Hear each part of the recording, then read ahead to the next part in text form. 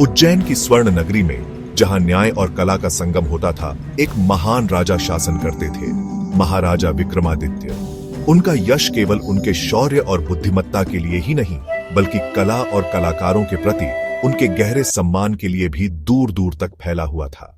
राजा का मानना था कि एक राज्य की सच्ची संपत्ति उसके खजाने में नहीं, बल्कि उसके लोगों के दिलों में और उनके हाथों के हुनर में बसती है।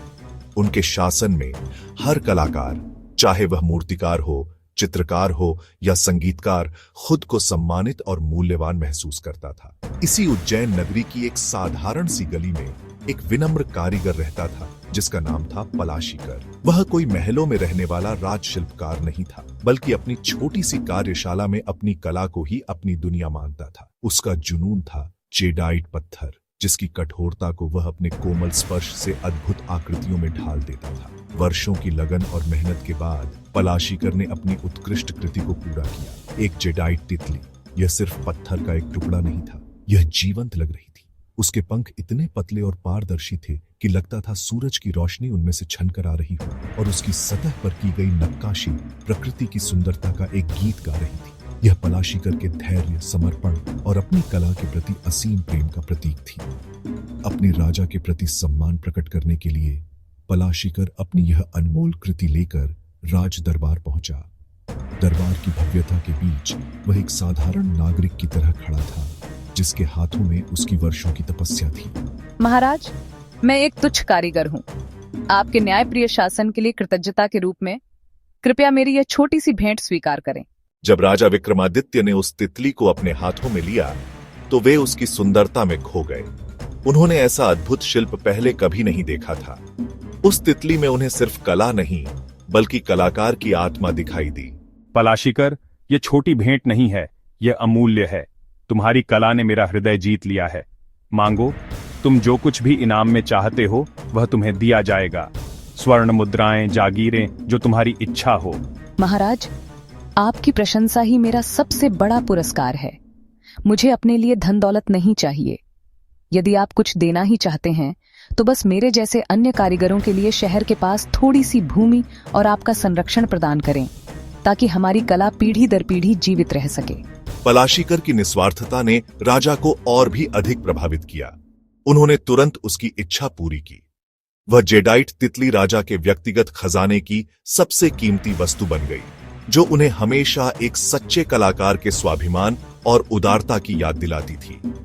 कई वर्ष बीत गए। समय ने उज्जैन पर अपनी छाया डाली। मानसून ने धोखा दिया और राज्य में एक भयानक अकाल पड़ा। हरे भरे खेत बंजर हो गए, नदियां सूख गई और प्रजा भूख से तड़पने लगी। राजा विक्रमादित्य का दिल अपनी प्रजा को इस हाल में देखकर टूट गया। उन्होंने अपने सारे अन्न भंडार खोल दिए, लेकिन संकट बहुत बड़ा था। एक रात अपनी प्रजा की पीड़ा से व्यथित होकर उन्होंने एक कठोर निर्णय लिया। मैं अपनी प्रजा को भूख से मरते हुए नहीं देख सकता। मेरे मंत्रियों, मेरे व्यक्तिगत खजाने की हर एक वस्तु को नीलाम कर दो। सोने, जवाहरात, सब कुछ बेच दो। उस आय से हम अपनी प्रजा के लिए अनाज खरीदेंगे। और हाँ, उस जेडाइट तितली को भी नीलाम कर दो। नीलामी के दिन शहर के चौक पर एक उदास सन्नाटा था। लोग जानते थे कि यह कोई उत्सव नहीं, बल्कि उनके राजा का बलिदान है। एक एक करके कीमती वस्तुएं बिक रही थीं। फिर नीलामी करने वाले ने उस जेडाइट तितली को उठाया। भीड़ में एक बूढ़ा व्यक्ति, जिसके चेहरे पर झुर्रियां थीं और कमर झुकी हुई थी, यह देखकर कांप उठा। वह पलाशीकर था।